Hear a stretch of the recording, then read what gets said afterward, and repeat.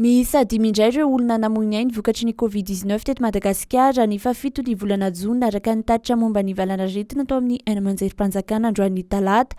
Teto Analamanga ny efatra ary avy any Matsiatrambony ny iray. Tafiakatra araka amin'ny 7,700 araka izany isan'ireo olona namoy ainy no ity valanaretina ity hatramin'ny idirany teto amin'ny nosy tamin'ny volana Martsa 2020. Efa niena kosa ireo tranga vaovao satria olona 9 tamin'ireo 7,920 natao fitiliana ny voamarina fa mitondra ny tsy mikaretina. 7 tamin'izany avy eto Analamanga, iray avy any Diana, 3 avy any Vakinankaratra, 2 avy any Atsimandrefana ary iray avy any Melaka. Tsy nifaritan'ny tatra mazava kosa nisan'ireo mbola andala-pitsaboana fa ny 10 amin'izao amin'izy ireo dia anaty fahasarotana. Misy 12 kosa ireo sitrana ny fahafito ny volana Jona. Nidina indray ny vidin'ny LAVANILA maitso raha oharina tamin'ny vidiny noheverin'ny ministera misahana ny varotra sy ny filan-kevitry ny LAVANILA izay mitetina 5,7 ariary ny kilao.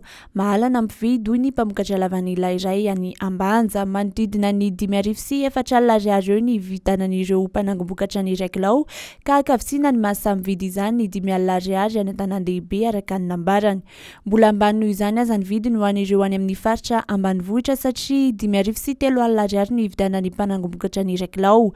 Manaraka izany ireo mpambolany amin'ny faritra Savany amin'ny mety idinany vidin'ny LAVANILA maitso ho 5,4 ariary ihany rehefa tonga ny fotoam-pivarotana izany afaka iray volana eo.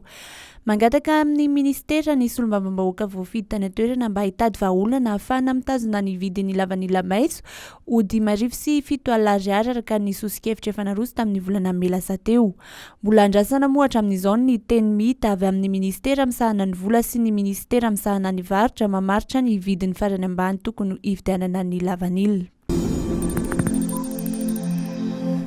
Natomboka tamin'ny fitaizam-batana ny fampivondronana ireo mpilalaon'ny Barea androany talata maraina. Ny tolakandro kosa izy ireo no nanomboka nikitika baolina sy ny fanasarana ny teknika araka ny loharanom-baovao avy amin'ny federasiona malagasy ny baolina kitra. Mandritra ny 2 andro voalohany dia eny amin'ny kianja manara-penitra mahitsy izy ireo no hanao ny fanazara-tena raha toka any amin'ny kianja Nambohidratrimo manomboka ny alakamisy izao. Isy ny lalao fitsapana eo amin'ny samy mpilalaon'ny sabotsy ho avy izao. Farafahakeliny tokony havita fanazara-tena indroa isan'andro ny ekipa araka ny nambarany Rabesandratana nandritra ny valandresaka nataony tamin'ny mpanao gazety Tetsivandry omaly Alatsinainy. Tanjona hoy izy ny fijerena ara-batana, ara-teknika ary ara-tsaina ny mpilalao tsirairay avy.